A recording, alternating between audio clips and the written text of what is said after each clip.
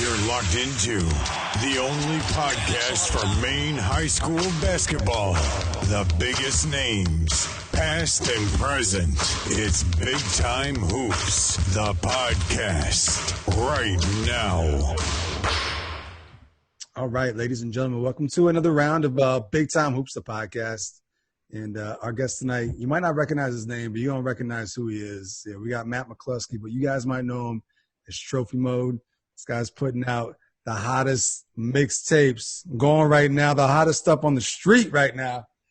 And coming up a busy weekend. I was just talking to him before we started recording. We're recording this the night of the top 30 camp for the girls wrapping. So that's where you were at this weekend, right? Just putting in work at the top 30 camp, right? Yep, 6 hours a day. Ben Tier puts on the top 30, Maine top 30 camp for girls this weekend. Last year it was a one-day event. This year it's two-day event because 9 hours in a day was long last year. So he just tried to make it good for the athletes. Once they get to the games, they were a little tired last year. So this year he shortened it up, had it over 2 days. And I think that it, went a little bit smoother as far as the girls still having legs to compete throughout the day, which is really what a lot of them want to do at the end of the day is, the drills and the learning is fun, but they also want to go at each other. So yeah, it looked like they did. And the footage I saw, just little clips here and there, like they were going at it. And it's kind of like what we were saying too. It's just cool to see like probably the 60 best girls in the state all under one roof, all going at it, all competing. Having been there last year, what's the biggest difference you noticed from year one to year two with the top 30 camp? Just this year, obviously with COVID, everybody was available.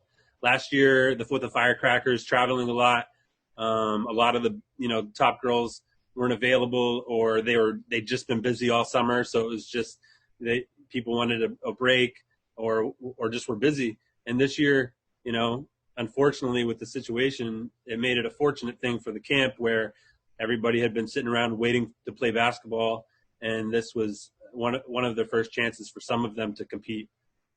So it was just having the top talent.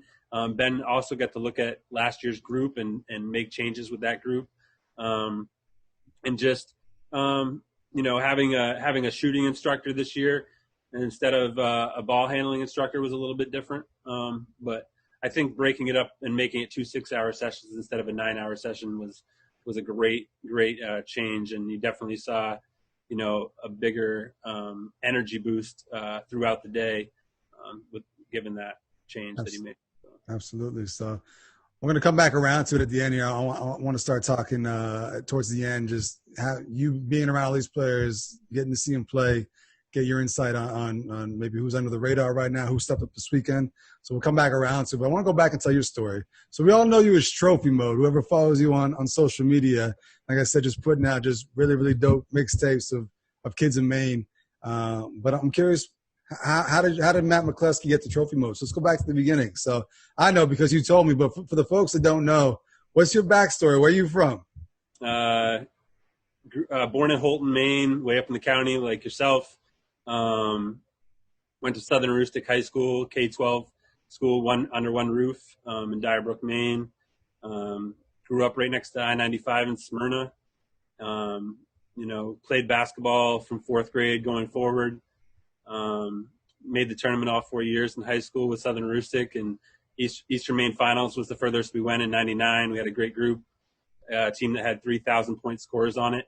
And so that's kind of like the high school background. I went to University of Maine at Farmington for my teaching degree after my time at Southern Aroostook, and then came back north to do some basketball stuff after Farmington. So Southern Aroostook, Class D hoops, and up in the county, pretty much Bangor North. Like Class D hoops is competitive, right? I mean, we got a ton of schools. Yeah. I think we almost got the too many schools. I think at one point there was like 24 teams in Class D North or whatever, Class D South, or sorry, Class D East back in the day, Class D North now. But what was it? What are Class D hoops like for those that aren't familiar? I mean, especially the time you're going through, some really, really good teams. And it's all based up there in the county. I mean, you guys, it's kind of like the good teams in Class A and Class AA all being in Portland and going head-to-head. Class D hoops, you all go head-to-head in the county. So What's that Class D hoop scene like up there for those that might not be familiar with it? I mean, back then, like literally when I was in high school was probably the prime time for Class D in its history. You had the Valley teams winning six gold balls in a row. My senior year, East Grand had James Godley and Darius Parker. I'm so glad you said Darius Parker because I wanted to bring up Parker. I played with him in college, but go ahead. We'll come back to Parker. Two unbelievable scorers. Godley went on. You said Parker played at Fort Kent. Yeah. Godley had a great career at Thomas and was still torching people in men's leagues for long after that. Bangor Christian was loaded, and they had the older Bradford kid, Brock Bradford's brother, Pat McCleary, who was 6'5" and really athletic. They had a kid that in our gym that year came from Jamaica, I believe, and one step over the foul line and dunked it like in Class D. Didn't even tie his sneakers. He was just such an athlete. Yeah. There were just so many good teams back then. The Katahdin teams. Great program at Katahdin. Under Billy McAvoy at that point, who went on to just recently go to 3 Northern Maine championships with Southern Rustic. Just so many good teams. And I think, just with the restructuring, it's kind of got a little bit watered down. And just with how Maine is moving as far as our population, a lot of those small towns have been hit pretty hard, the mill towns and stuff. So, and basketball is, like most sports, I think, is becoming a sport for those who have a little bit more access to funding or programs in AAU. So I think it's taken a little bit of a toll on Class D, but I see some positive signs. I still see some positive signs. So yeah. So glad you said Darius Parker. That's my guy, and just one of those guys where you look at him, you're like, oh, this like Darius Parker, okay, and then just go out there and just fundamentally sound, get buckets. But like those East Grand teams, like you said, it was a great time for Class D basketball. Just so many good teams. Got up and down, Wow. Yeah, for those that maybe from Southern Maine are not familiar with the Class D environment, so like you go around and you get to take footage of people all over the state. You do some of the bigger schools down there. What's the biggest difference from like a Class A environment, Class AA environment in Southern Maine to packed house at a Class D game up in the county on a Friday night? Yeah, I mean, I think it's just the community feel. I mean, I played it. I coached at Holton, so I've been to Fort Kent many times. And just, that's the thing that's going on in town.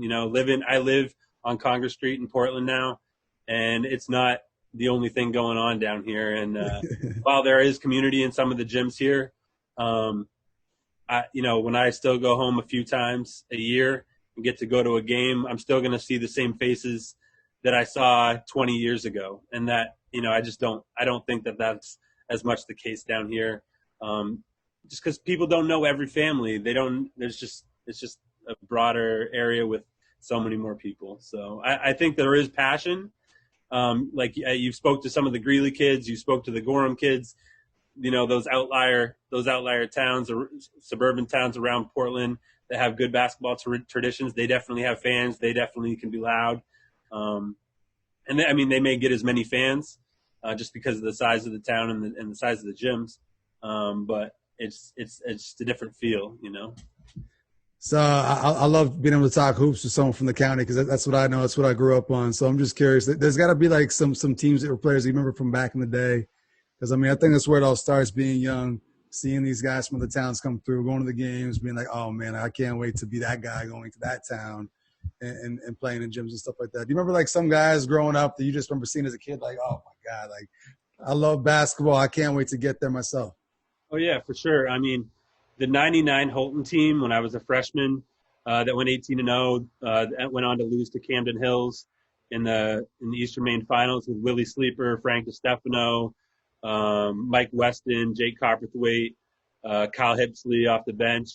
That was really the first team that I fell in love with. Yeah. Ruben Thomas. They had several guys that could dunk.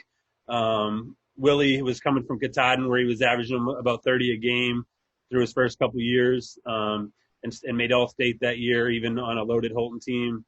And they had just had Luke Ritchie, who was an all-state player.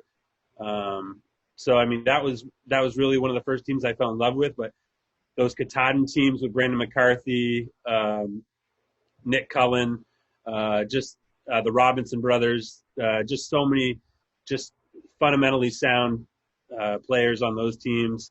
Central Rustic, my freshman year, and sophomore year they had Shane Bradstreet, Craig Allen. They could just shoot from anywhere, and that they were going to try to put up 100 on you every night. I mean, just so many good players back in that area. One of the guys that cuts hair down here, Chad Gervais. That's my guy. That's my guy. It's one of my best friends right there. I think his last high school game was against us in our gym in a prelim. But he was such a talented athlete. I mean, the Prescal teams, between Nick Cassavant's teams to the teams that were later on with Greg Whitaker. They were a little bit after I was in high school, but I loved watching those teams. Greg Whitaker, Chris Coffin, McGlynn, and then, the Holton teams after that.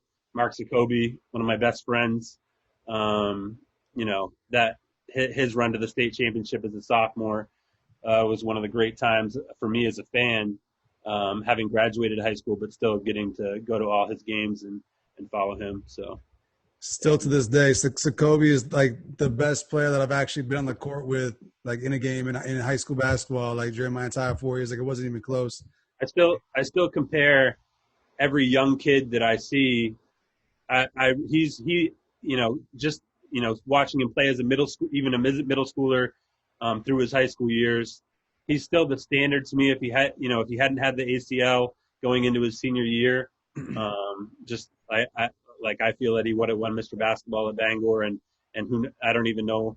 Maybe he ends up at Maine again, but he had so many looks and offers from other schools, and we'll never know. But like as a middle schooler, and just his basketball IQ, and his skill level as a 6'5" guard was just unbelievable. So. And just such a smoothness to his game. Like never felt like he was rushing. Just felt like he was going in slow motion at all times, and just unbelievable. And like we played him.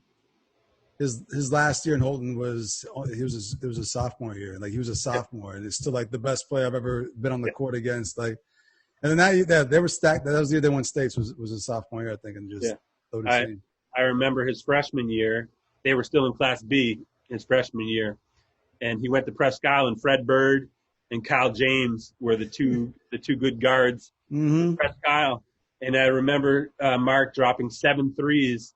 And every three, he just backed up a little bit, and they were sending double teams, and they couldn't get the double team there fast enough because it just kept backing up, and he was so tall and lanky, you just shoot over the top. And Tim Prescott, their coach, was just going through himself, telling them that a freshman was doing this to them, but there was nothing like, and they were great players. Kyle was a good defender, Fred was a great player, but it was just those moments that are just a level above what you normally see from a player anywhere, let alone in the county.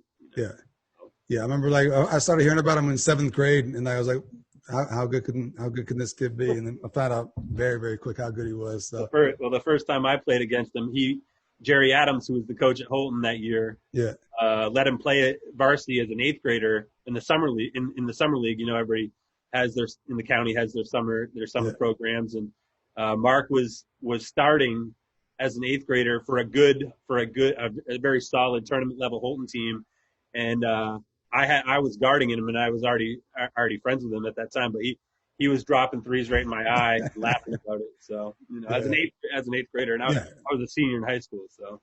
That state team was good. They we played them at the end of the year. That year they won states, and we were on the outskirts trying to make a prelims. Like we were playing good towards the end of the year, and they came into town where we're going to beat them and move up in the standings. And then they had Leaf O'Connell. Yeah, and they had 3 dunks to start off the game. It was like Jacoby and then Leaf had 2 dunks, and that was it. Like we lost by 30 at home. That was it. Hey, Fort Kent, I will give it to you guys. Fort Kent is a tough place to play, no matter how good your team is. There's never a guarantee that you're going to go in before, even if you come out with a win, usually it's either not pretty or they take it to the wire. So yeah, that's county basketball right there. We compete. We all compete. I'm glad we got the Mark Scobie connection because I want to get Mark on really, really bad, and now I got that in, so we can make that happen. So. Oh yeah. So obviously you stay connected with basketball because you're still doing it now in some capacity. But I'm curious, what was it about your roots? What is it about your time from playing, from coaching, from being in the county? Like, what is it that stuck with you that once you left, you still wanted to be part of it? Honestly,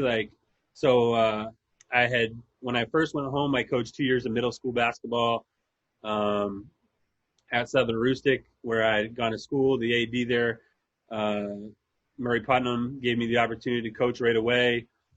Did really well, but took a job in the Holton school system.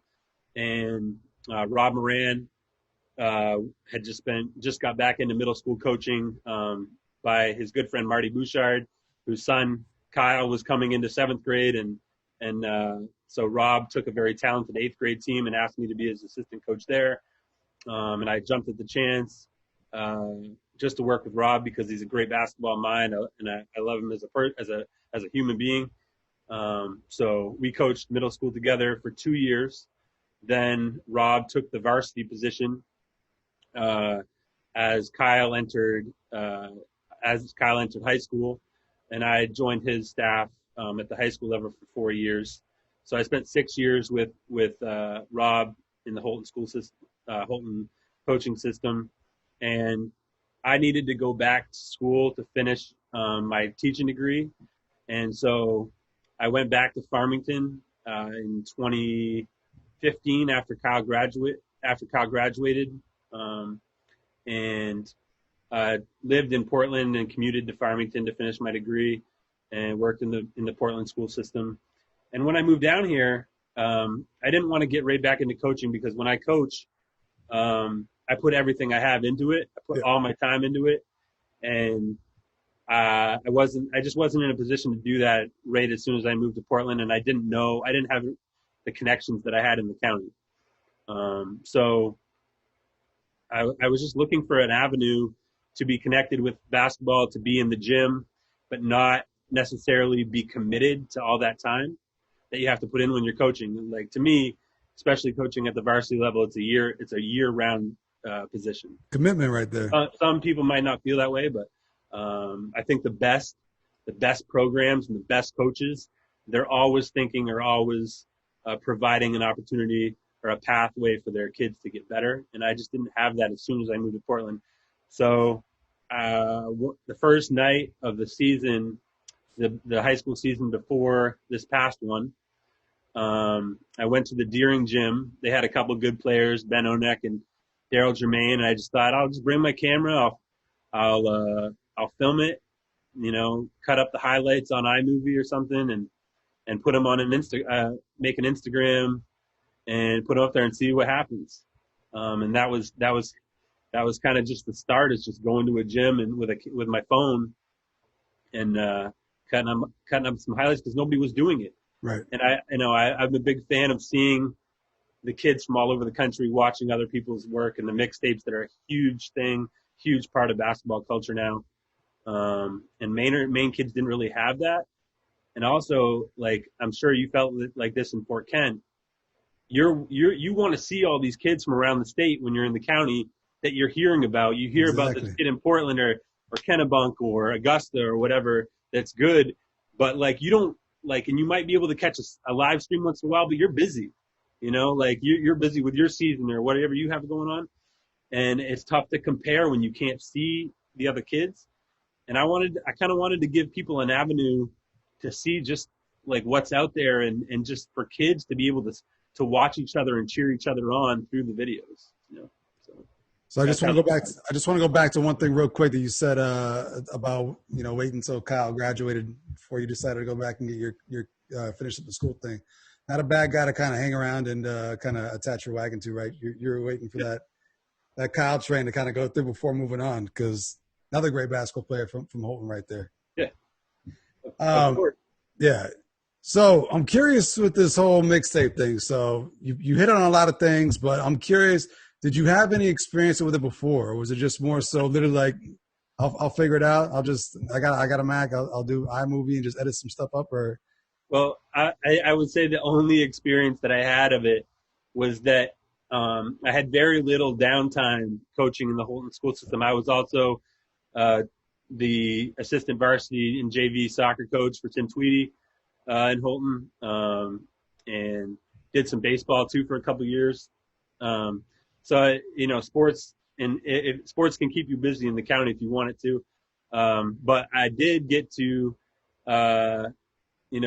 make some film of Colleen Bouchard, Kyle's sister, a little bit, and I also did some highlights for the girls team because they were very successful at the same time we were at Holton. So it was fun to cut that up for the girls team and kind of like have it ready for the banquet after they were winning gold balls at the end of the year. But no, I didn't really have any experience with Instagram at all or making tapes.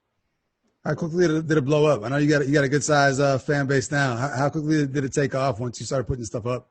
I would say right off the bat. But I also knew I'm a basketball junkie, so I knew all the kids, who they were. I knew their names, and either from box scores or MBR All-Star Showcase or coaching against them. So kind of what I did was just go around like adding all the kids that I was going to feature on Instagram, so they knew about it, and so they shared it, and it was a thing. And then Blue Wave asked me to come, film their AAU stuff.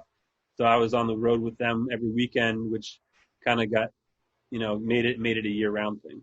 So county guys are smart, because everything you just said is the same exact thing I did. Like, just there's the blueprint. You want to know how to do it. Find people that got followers. We shouldn't be giving away our secrets, but I'm right there with you. Yeah, so obviously it took out pretty quick, and you mentioned going on the road with Blue Wave and stuff like that. So it's not what you do full time, though, right? Like, this is just like a little side thing, right? You actually got a full time job. Yeah, I work in school full time at in the Portland school system at East End Elementary. So, yeah. What do you find more enjoyable? Do you find like you enjoy the summertime stuff, the AAU stuff, and the camp stuff, or do you like actually going to games? Like, do you like the high school environment, rivalry games? I got to respect the high school environment just because that's what I grew up with. I didn't grow up with any AAU.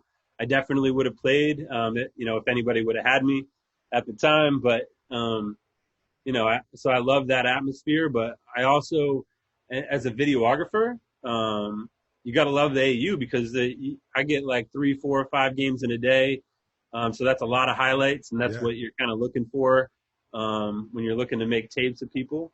And you also kind of get camaraderie with the guys. You're going out to supper, you're staying in hotels, you're traveling, you're telling stories, and you're seeing a bunch of the other talent that's out there, that's the high major talent that's out there. And so I'm a basketball junkie. It doesn't matter. Like I filmed the Noonan tournament last year. I loved that and put together a tape for them. I film for overtime and go to prep school games. I do these Ben Tier camps, and I love being in the gym, man. Love being in the gym.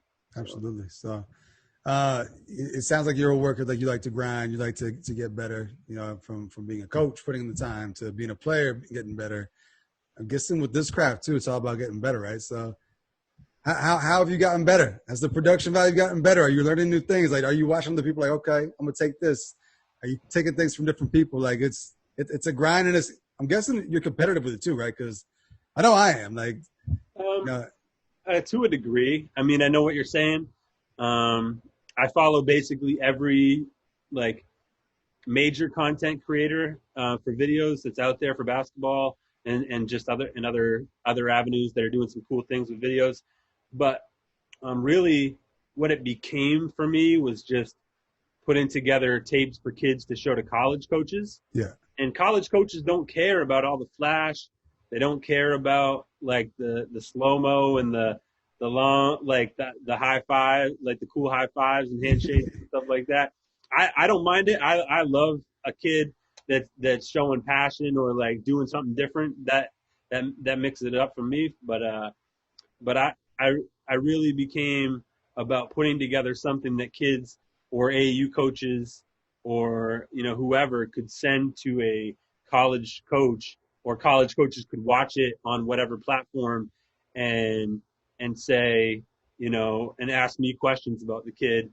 So I wouldn't mind doing some of the, the fancy, like there are some just unbelievable creators out there for mixtapes.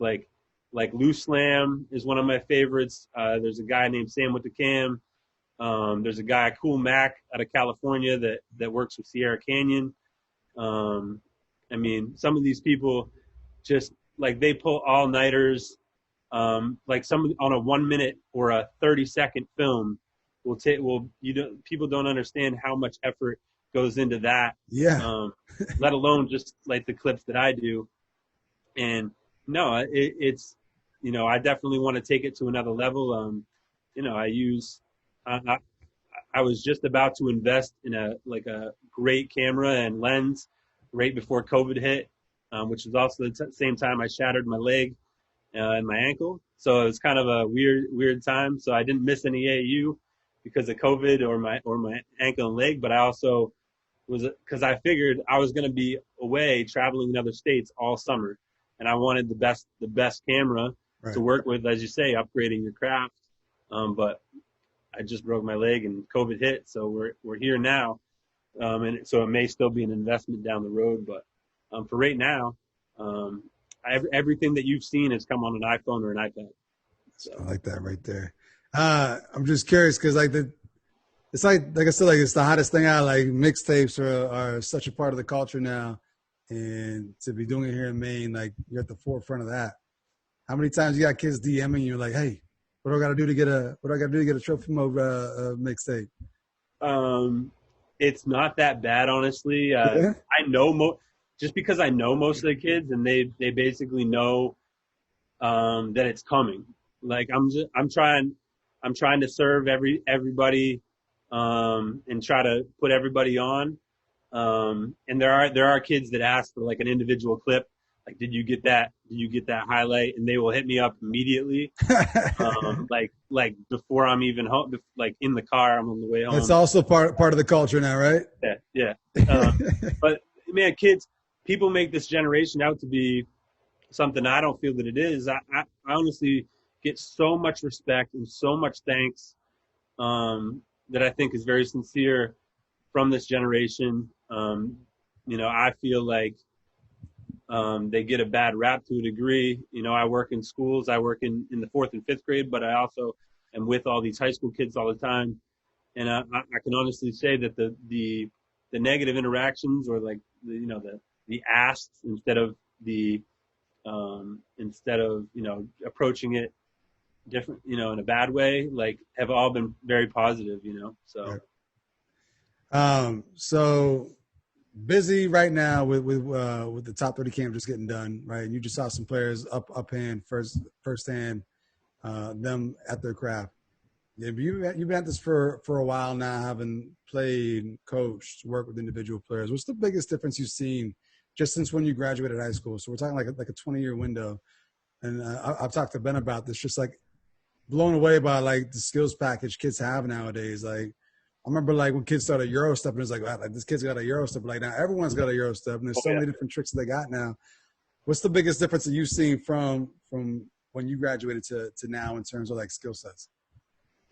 I would say, in the county, didn't have a lot of size like they have down here, but like there isn't a 6'5" kid that can't shoot now. Yeah. Like they all handle the ball in the perimeter. There's no player that is stuck in the post anymore that I've seen. When you speak about an Emily Archibald from Kennebunk, player of the year this year, she can stretch it out. She's, probably the biggest, strongest girl, in Maine right now. You got on the boys' side, you've had your Matt Flemings, your Nick Fiorillos, who's now on scholarship at Vermont, and in this year's class. You've got guys like Dylan Griffin from Thornton Academy, Evan Willie from Lake Region, that are scholarship prospects that are huge, and they're shooting from 23, 24 feet with ease. So I think that's the biggest difference. The other difference is, I think, that that I've noticed is that just girls are doing everything that boys can do, as far as skill wise. Yeah. So. Yeah. Do you think that girls still get slept on? And I mean, I've had this conversation with a lot of people in the podcast. Just, I don't understand why the girls don't get the same respect the guys do, but the girl, like we've been producing incredible female talent forever. And I think right now it's at an all-time high, but maybe not still getting the respect that they're due. I think it is. I mean, I think that's just cultural in our country. Right. I don't think it's anything to do with Maine in general. I do think that like the boys are kind of like engaged with basketball as a thing, like on a broader scale, more so. Like the boys that I follow on social media that are into hoops all the time are always posting about hoops or NBA stuff or college stuff or like a mixtape or something.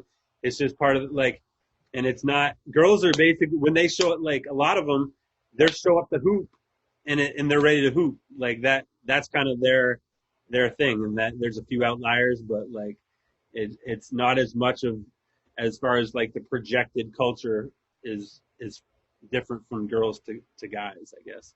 And so maybe that changes the buy-in from the spectator or something.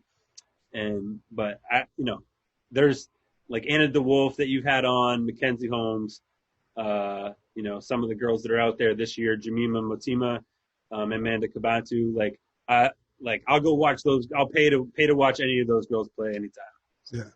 I think one thing we can both agree on, there's just a ton of talent on both sides right now, boys and girls, and you get to see all of them up firsthand. So just got done with the girls' top 30 camp. So for those that maybe don't quite know or aren't following it as closely, who were some names to watch? Who kind of stood out from the weekend that you saw? I don't know if it's out there yet, but Sarah Talon, who's headed to Maine, of course, that you've had on the podcast. She won most outstanding player of the camp. Just heard that. So I don't know if that's breaking news, but I think everybody knows that was put out yesterday that she won the Queen of the Court, 5 straight buckets against some tough competition, and she's just got a go at you mentality. I mean, she's not going to back down from anybody, and every trip. And this is what I love to see as a competitor and as somebody that's filming or a fan, is just somebody that wants to go at their opponent all the time. And she, like, I feel like every trip she wants to go at people, and that's great to see. So her, Jemima Motima and Amanda Kabantu that I just mentioned. Jemima's going to Northeastern on a full scholarship. Amanda's going to Bentley on a full scholarship. Unbelievable athletes, unbelievable skill level, unbelievable competitors. Camille Clement, that you've had on the podcast, unbelievable shooter. She's going to Northeastern. Lizzie Gruber is an up-and-coming player. I think she's going to be a sophomore at Gardner this year. She's over 6 feet, blocks a lot of shots, great rebounder. The perimeter shots coming along for a big, can score either hand inside. There's a lot of good girls players. Some guards that impressed me. I liked Emily Streams from Bangor, the McLaughlin girl from Hamden. They were good, prototypical point guards. They're going to get the ball where it needs to go. Let's see, who else was there?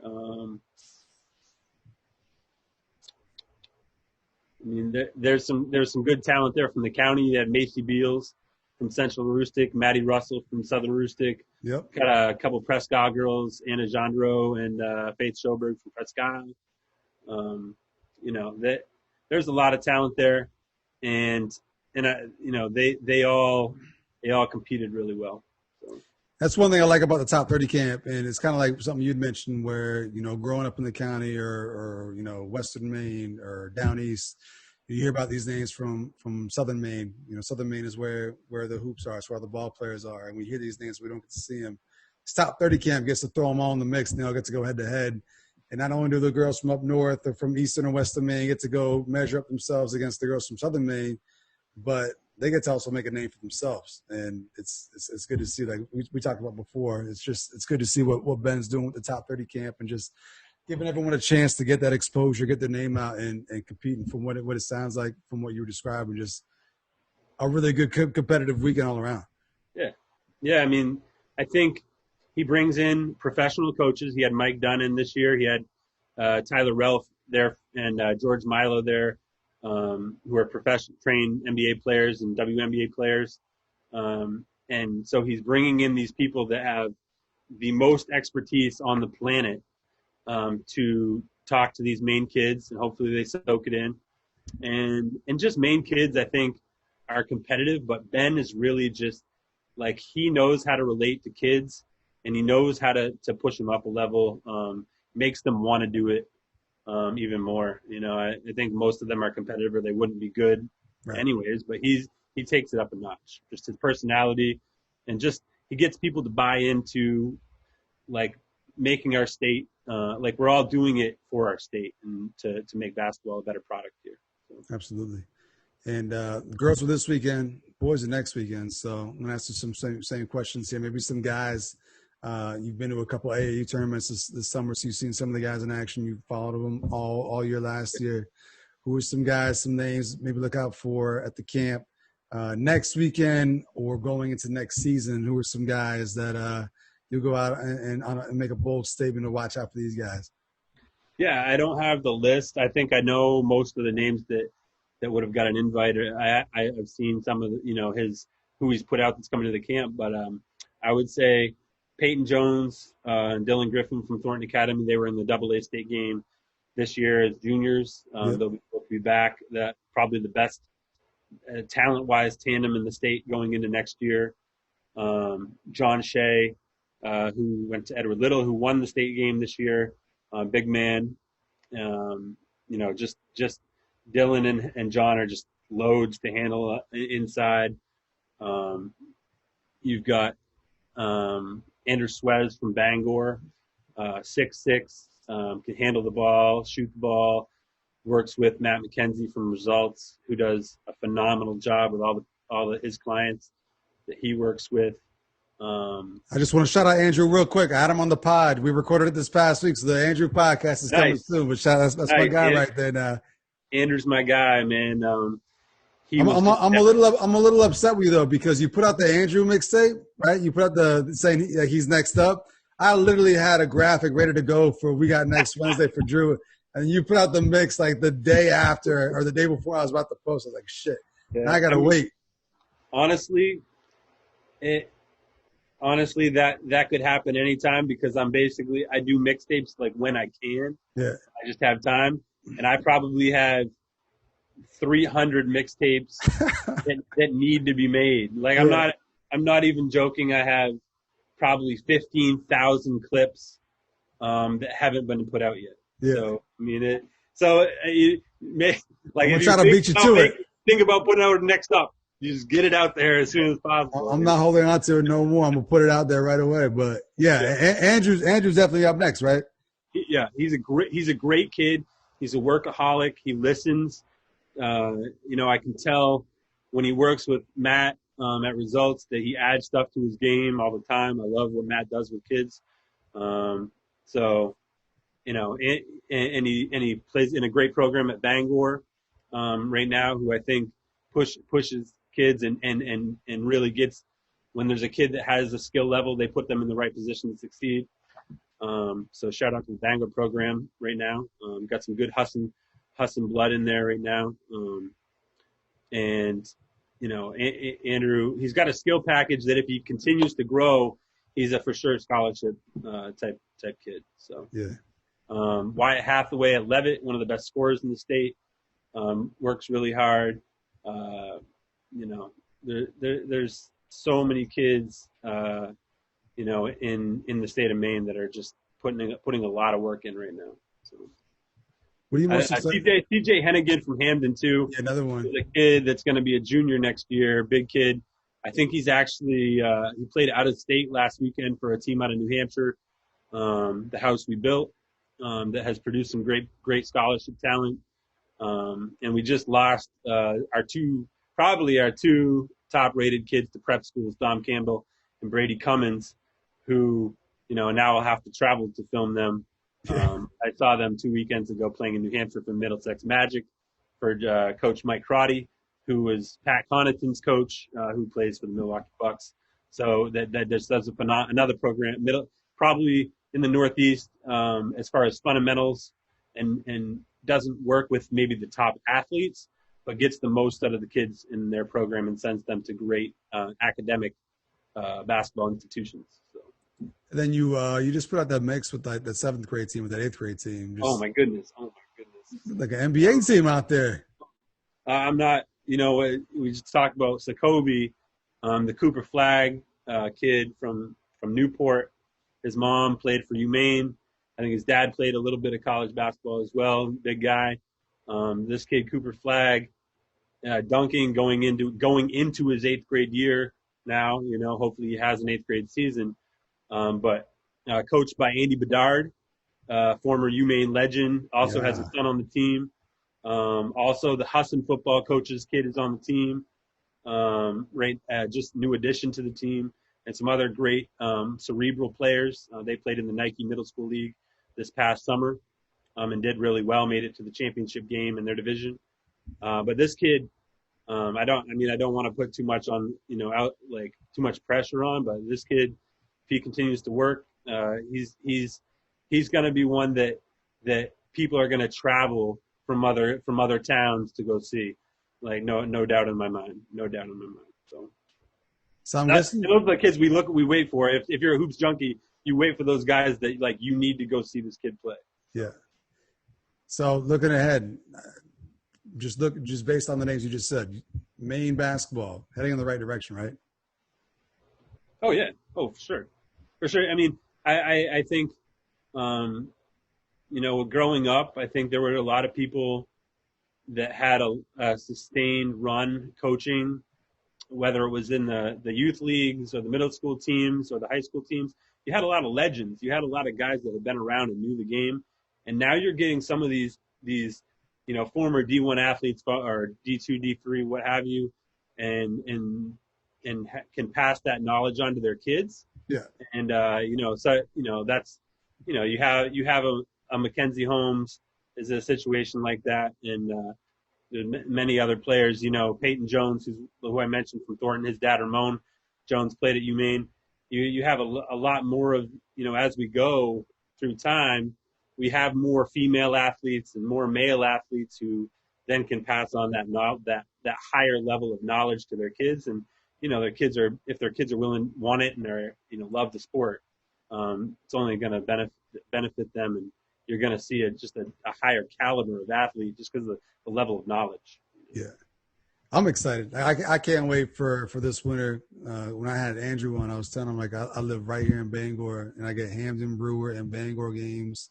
Brewer's going to be tough too. Brewer's going to be really good. So I can't wait for that. And then Bangor girls are going to be good. We got JC Christopher in the area.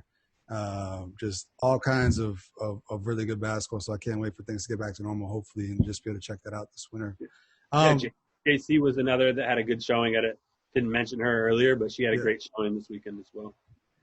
So we talked about pushing the game forward, right? And just because we're in Maine doesn't mean we can't have things that other places have, whether it's mixtapes, podcasts, top 30 camps, trainers. We're getting there, right? So what else do we need? I mean, we got the mixtape game on lock now. We got all kinds of good stuff there. We got some podcasts coming out. Shout out to Mainly Basketball Podcast. They popped up too. So what else does Maine need? Who can we inspire? Who else can we get to kind of join this movement and keep pushing it forward? Yeah, I mean, for one, I think the greatest thing that I've since I was young that I've always wanted was more gyms, more gym availability. I think that will always be the number one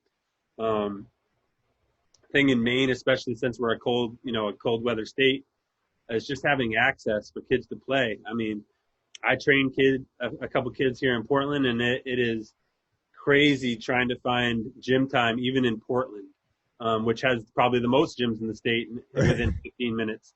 One of the biggest things for Mark moving to Bangor when he was in leaving Holton was he wanted gym access. And at least in Bangor, he could use the UMaine Fieldhouse. He could use Husson during the summer. Yeah. Besides like the Big Red Summer League at Bangor, and just being able to get in the gym, man. And I think I hope soon that there is somebody or a group of people that can, find ways to build gyms that are accessible to our youth, all our youth. I'm not just talking about the top athletes or people that have trainers or whatever. That are accessible to all youth when they want to work on their game. And I know the driveway is a good place too. That's where I grew up playing. But I also feel like venues are huge for the development. And a lot of other states where they produce great athletes have those type of spaces in multiple of those in their areas. So that's the number one thing. Number two is just for the coaches not to get out of the game. And I know that it's harder probably than it's ever been. You got to think about, your own finances and the time that you're putting in and your own family and all that stuff. I don't have a family, so I can put right at the moment, so I can put in as much time as I want to, whether it's coaching or training or making mixtapes. But the people that have knowledge don't, if you don't have to, find a way, at least find some way to stay in the game, and keep giving that knowledge to our youth. Because I think that, when you just leave it up to just a parent, that has to step up and do it, or when there's constant turnover and there's not, like a hierarchy of people growing under, like I learned so much working with Rob Moran. He came back to coaching after a few years away. And I wouldn't have been the coach that I was without the knowledge that he gave to me. So I think that'd be a huge second one. And third is just more passion from anybody that's doing it yourself. You clearly have the passion you didn't have to do this podcast. You don't have to, put it out weekly, and search out these kids or people to have them on. And, it's clear that it's taking people like you, to just keep the spotlight on kids and make them feel proud of their accomplishments and tell their stories and give them an outlet to do that. Because I feel like a lot of times our youth, like we look at them and judge them and are critical of them, but we don't always get their perspective. We're kind of like spectators, but we don't get their perspective. So. Yeah. And it's like you said, it's just finding ways to get back to the game. So, and there's different ways to do that. It's like coaching is a huge commitment. And I knew that I always wanted to get back in it somehow and be part of it, but I don't have a lot of time. I don't have a lot of time to be out there coaching and being on the road and being on every weekend. But, I can give back and I can be part of the game by being in my kitchen right now and just finding different creative ways to be involved. So that's good. Like just challenging the people out there. There's different – you don't need a coach or you don't need to, train. There's different ways to contribute and keep pushing it forward. So there you go. We're pushing at a challenge. Find a way to contribute and just keep pushing it forward is what it's all about. You had Matt Rosignol on. Matt's a friend of mine. His son Andre played for me in AAU a little bit, not a lot, but Andre. We also went to the Harbor House tournament one year when Andre was in 8th grade, and Matt and Derek Thompson from Skank, who's a great coach, friend of mine who has produced some great athletes in his own right, with his wife, who was one of the best women's players in Maine history, Stephanie Carter Thompson. They were my assistant coaches. So the level of knowledge that I was able to have to these young kids, the Griffin Tourettes and the Justin Thompsons and the Andre Rosignols and Nolan Altvaters, Jackson Mathers, kids kids that were, great athletes and grew up to do great things in their high school careers. But having guys like Matt, who's still in the game, Derek's still in the game, I believe. Just keeping those guys, on the grind as long as we can, so. And also to the young folks, don't be afraid to reach out to these guys. Like, the people that have come before you, like they got knowledge to give off, and they were probably are just dying. They're probably just dying to be able to help out in some way or give you just one little piece of advice. So don't be afraid to tap these guys that come before you. I mean, that's what it's all about. It's all about moving it forward. Go back and talk to those folks that came before you, because it's just a wealth of knowledge, and everybody just wants to keep moving it forward. So that'd be one thing I echo too. Like, don't be afraid to reach out to those that came before you, because everybody's just trying to push it forward and just kind of pass off the information they know, right? For sure. I mean, guys like Lon Berthum, who I play with at the Bagshot Center, great guy, and he was a scorer, I believe, in high school, but but his biggest thing is that he knows how to relate to kids. Yeah. He has a great relationship with all the girls that he has in his program. And he's going to bring those kids back and always keep them as part of his program. And I think, echoing what you just said, like, bring our youth back in and keep them involved, and try to be like a Greg Popovich who has a coaching tree, and so as many people as we can, staying involved and helping push the game forward. Ben had Lexi Middlestat, Brooke Obar, Juliet Colby, Lishaub there today, either players that are going to college or already college players, yeah, helping out and staying involved with the girls of today's main game. So, it's just I love seeing generational involvement in Maine hoops. Yeah, I think it's going in the right direction. I think we're getting there. So it's good to see. It's good to be part of. Before we get up out of here, I always give my guests a chance to say their piece. So it could be maybe something we missed on, something you want to touch on, bold prediction maybe, whatever you want to do. I'm gonna give you the floor to say your last bit before we get up out of here. I would just say that, with everything that's going on in our country right now, that I'm supportive of those that are trying to make change for social justice. That's one of the things that I'm focusing on right now in my life. Living in Portland, working with a population that has a lot of people that are from diverse backgrounds, that are people that may not feel particularly safe right now, and just helping to be a part of improving where our country and where people stand on some of those issues, because those are the people that I work with on a daily basis, and just wanting everybody, as somebody that grew up in the county without a lot of diversity. I think you probably had more diversity in Fort Kent than we did in our area, just because of the college, and the soccer program, especially there, that has done some amazing things. But just being able to open my eyes and be able to see that not everybody has the same situation as me, and that I can do my part to help make their lives easier and better and safer. So that's kind of what my focus has been on during this COVID time.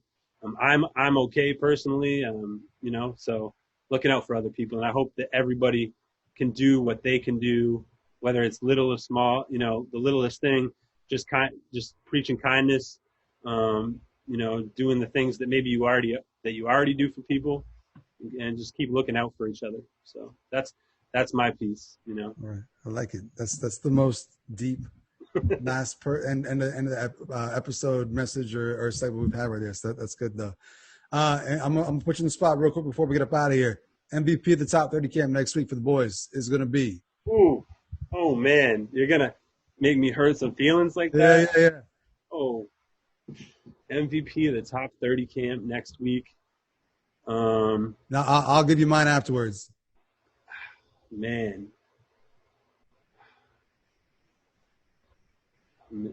this is tough. I mean, I gotta go with my guy Peyton Jones. I think, his game is rounding into form right now. I've seen him the last couple of weekends. He can score from 3 levels. He's got great burst and athleticism. I mean, I think, but here's the thing. It's going to be who's going to win it is going to be the person that competes the most over the weekend, because I know Ben and I know the other people that he's going to bring to camp and staff, and I know they're not going to vote for anybody that takes plays off. So, you know, for those of you that are listening that are going to camp next week, you want to bring it on the offensive end and take the defensive end off, or you want to be, you know, stand in the corner a little bit on offense. Like, they're going to be looking for whoever brings it. And Sarah brought it every play this weekend, so that's why she was the most outstanding player out of an outstanding group of girls. Like, it's going to be an outstanding group of boys next week. So I got to go with Peyton. My pick is my guy. My pick is my guy we've had on the podcast, and I've been a fan ever since. I've only seen him play once. That's all it took. Cash McClure. That's my pick. That's my guy for MVP. I'm on the Cash train, big time. That's what yeah, Cash is a great player. I was fortunate enough to be at the state game. I actually showed up at halftime to film, and then he really went off in the second half. Unfortunately, Caribou pulled it out. Unfortunately for him, not unfortunately for the county, but the Caribou managed to pull it out in the end. But now Cash is a great competitor, very high skill level, and as his body comes into, he's grown a tremendous amount just in the time I started watching him play. I mean, I saw him play in middle school. When I was at Farmington, I was actually reffing when I was at Farmington. That's how I was involved with the game when I went back to school. And I actually reffed Cash's like a 7th grade game or something in Mount Blue. And I was like, this little guard's going to be tough. Yeah. And now he's, clearly one of the top 5, in my opinion, top 5 players in the state. Yeah. We have now. Yeah. And that's not a bad pick. No, Ben told me too that he's gotten so much better over the summer, and like that's got to watch. That's what I'm going with. It's going to be exciting. I'm gonna try to be there. Like I said, I'm gonna try to be there on Sunday. At least pop in and check it out for a little bit. So I'm excited. Love what you're doing. I've been a fan since day one of the stuff that you've been putting out. Glad I got to have you on. Even better, you're from the county. Us county guys, we always stick together. So, and we work hard, and we're gonna continue to do so. So I know much more big things come from TrophyMode. And thanks again for coming on. This has been great. Thanks so much for having me. Obviously, like I told you before I came on, that I've listened to everyone, soaked it all up, and I wish it. I think I told you this. I wish it was a daily pod. I'd still go through them all. So yeah. I think we actually have enough people in Maine basketball history to kind of make that happen. If all the podcasts that come out can make that happen. So there's a lot of good basketball stories and legends out there to be had on your podcast and other ones. So. When I started up, I was like, I don't know how long I can keep this going for, but now it's like I get anxiety, like, oh, I got to get this person. Like I line up like 5 in a row at a time now, and I'm like, I'm just trying to get through them because there's 5 more after that. So all kinds of great people to talk to, like you said, and it's just fun to be part of the whole movement right now and just pushing the game forward. So thank you once again for coming on, Matt McCluskey, a.k.a. TrophyMode. Go follow him on Instagram if you don't already do so. Putting out the best mixtapes out and about right now. So that's it for this week's episode of Big Time Hoops, the podcast. Make sure you're checking out previous episodes on Facebook, YouTube, Apple Podcasts, Spotify, Google Play. Anywhere you can find a podcast, you can find this one. So check those out, and we'll see you next week with another Big Time episode. Big Time Hoops, the podcast. We'll see you. Hey, thanks for doing that, man. I really, really appreciate it. That was fun, man. That was fun. Yeah. I mean, I know you're probably on a tight schedule.